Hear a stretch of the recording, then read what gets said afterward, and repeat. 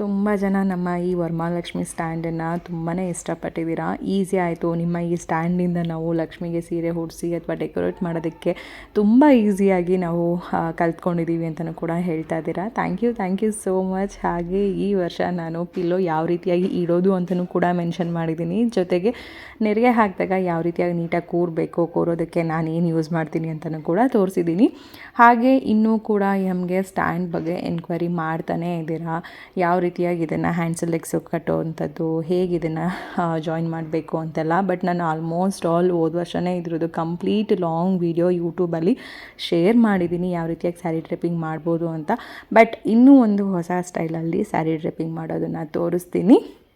ಹಾಗೆ ಯಾರಿಗೆಲ್ಲ ಈ ಸ್ಟ್ಯಾಂಡ್ ಬೇಕು, ಹಬ್ಬಕ್ಕೆ ಮೊದಲೇ ನೀವು ಬೇಗನೆ ಬುಕ್ ಮಾಡ್ಕೋಬೇಕಾಗತ್ತೆ. ಯಾಕಂದರೆ ನಾನು 10th ಲಾಸ್ಟ್ ಬುಕ್ಕಿಂಗ್ ಸ್ಟಾಪ್ ಮಾಡ್ತಾ ಇರೋವಂಥದ್ದು. ಲಾಸ್ಟ್ 10th ನಾನು ಬುಕ್ಕಿಂಗ್ ತೊಗೊಳ್ತೀನಿ. ಆಗಸ್ಟ್ 10th ಸ್ಟಾಪ್ ಮಾಡ್ತೀನಿ. ಹಾಗಾಗಿ ಸ್ಕ್ರೀನ್ ಮೇಲೆ ಕಾಣಿಸ್ತಾ ಇರೋಂತಹ ನಂಬರ್ಗೆ ಬೇಗ ಈ ಲಕ್ಷ್ಮಿ ಸ್ಟ್ಯಾಂಡನ್ನ ಬುಕ್ ಮಾಡ್ಕೊಳ್ಳಿ.